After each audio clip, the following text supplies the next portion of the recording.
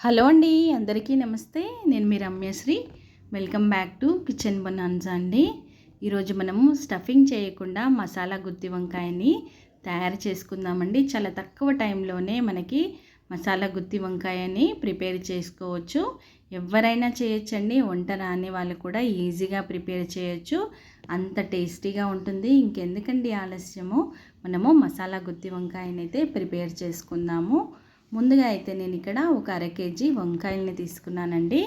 ఇక్కడ తెల్ల వంకాయల్ని వాడుతున్నాను. మీ దగ్గర ఏ వంకాయలు ఉన్నా కూడా పర్వాలేదండి. వీటన్నిటిని బాగా శుభ్రంగా కడిగేసుకొని ఒక ప్లేట్లో వేసి పక్కన పెట్టుకుందాము. ఇప్పుడే కట్ చేయకుండా. ఇప్పుడు మసాలాలని మనం ప్రిపేర్ చేసుకుందామండి.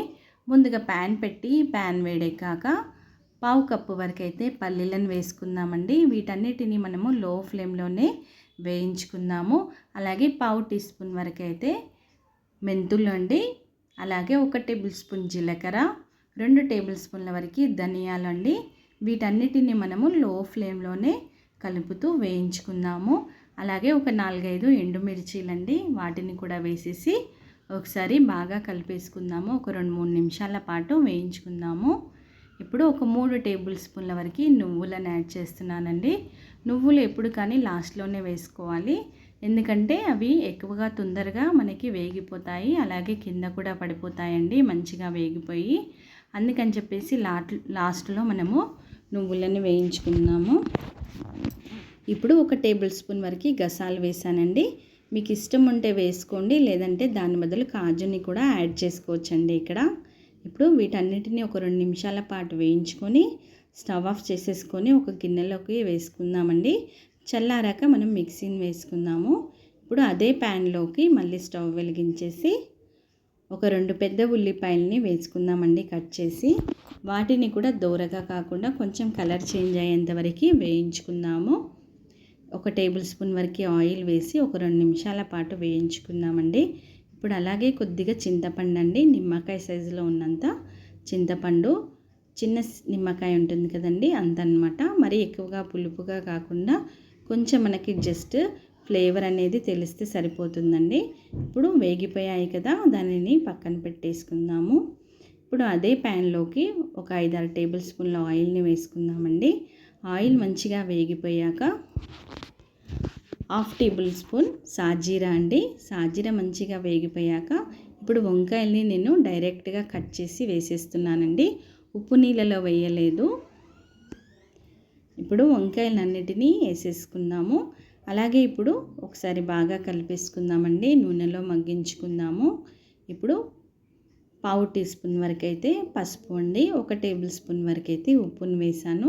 కలర్ చేంజ్ అవ్వకుండా, అలాగే మనకి వంకాయలు అనేటివి కూడా చేదవ్వండి ఉప్పు వేయడం వల్ల, ఉప్పు పసుపు వేయడం వల్ల. ఇది మాత్రం మర్చిపోకండి. ఇప్పుడు కలుపుతూ మూత పెట్టేసి వంకాయలు మంచిగా మగ్గించేంత వరకు మగ్గించుకుందాము, మగ్గిపోయేంత వరకు.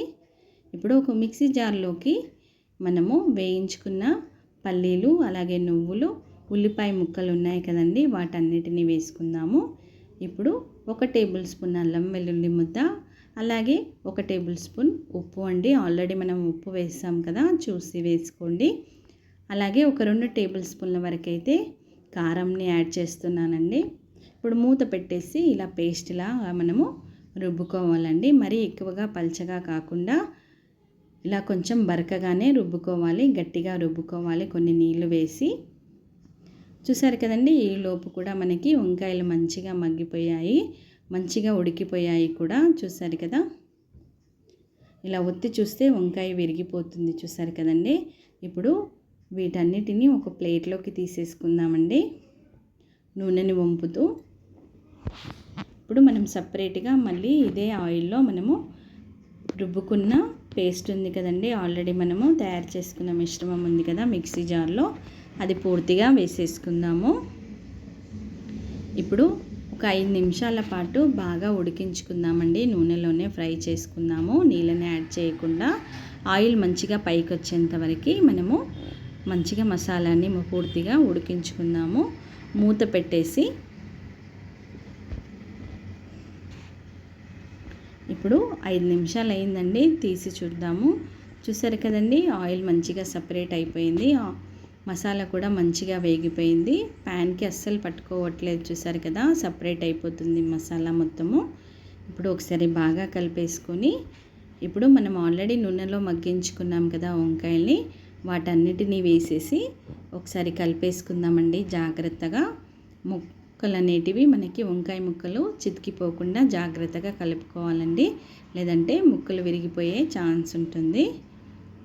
నెమ్మదిగా కలుపుకున్నాక ఇప్పుడు మూత పెట్టేసి మరో 5 నిమిషాల పాటు మనము వంకాయల్ని మంచిగా మగ్గించుకుందామండి. చూసారు కదండి, ఆయిల్లో మంచిగా మగ్గిపోయింది.